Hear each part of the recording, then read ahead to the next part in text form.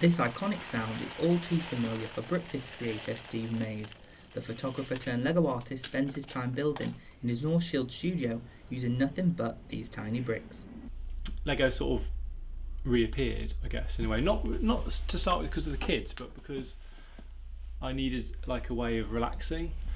And my wife actually suggested doing something with more point to it than just messing around with it, which was to build our house. Really as a little one-off hobby, I didn't think anything would come of it. But there was a nice link to the photography, it's still architecture, so I thought there might be something there. And if you'd have told me 2 years ago that the Lego thing would take over, I wouldn't have believed it. I always thought it would be a bit of a sideline. Actually, one of the big breaks for me, I think, was Centre for Life saying we'd like to display some of these in an exhibition. And since then, it's all been commissions, generally one-off things, or very small number. I did 3 St James's Park models, but usually it's just one-offs for companies and charities rather than individuals. Lego is not a toy. You can make toys out of Lego, but Lego is just little bits of plastic, so you can do what you want with it. We don't spend enough time as grown-ups playing and doing stuff with our hands, particularly now. In fact, the only time that I really lose myself in something now and not checking my phone every 2 minutes is when I'm building with Lego. So I find it quite therapeutic, and I think that's more and more important in this day and age, whatever age you are, to actually try and build something in the real world.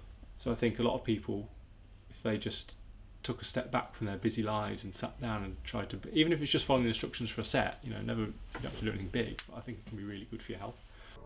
Steve's latest project, Northern Innovation, is currently on display in the Mining Institute in Newcastle as part of the Great Exhibition of the North. This Lego timeline features over 50,000 bricks and takes visitors through the North's creations from the rocket all the way to the Millennium Bridge. The exhibit has been a huge hit with visitors from all across the country. I think if he's creative enough to do this for a full-time job, I think it's absolutely brilliant. It's a fantastic way of showing people, art really. I mean, it just comes alive. It's a bit different from what you would usually think about doing. I think it's amazing. It's impossible to be too excited about Lego. True to Lego's mission to inspire creativity, the Northern Innovation exhibit features a construction room alongside the main showroom. Steve said that part of the appeal of Lego and his interest in it is the ability for anyone to get involved. And that's why here at the Mining Institute, as part of the Great Exhibition of the North, with the help of Steve, they've created this space for children and adults alike to get creative. Steve also believes that you don't need a plan. You don't need to overthink it. You just need to get building. So, Lego. Not every creation can captivate visitors, but everyone should at least give it a try.